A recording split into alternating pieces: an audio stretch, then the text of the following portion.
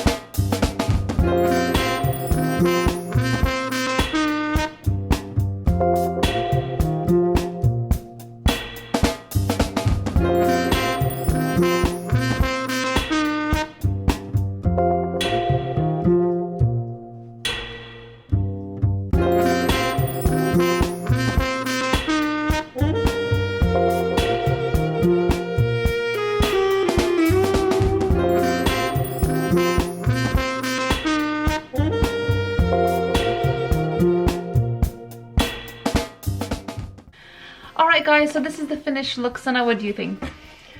So different. Yeah. I wish that I could just swim and jump into the deep waters. Maybe I'm gonna go to the beach or something. Like this! Or maybe the bathtub. Yeah.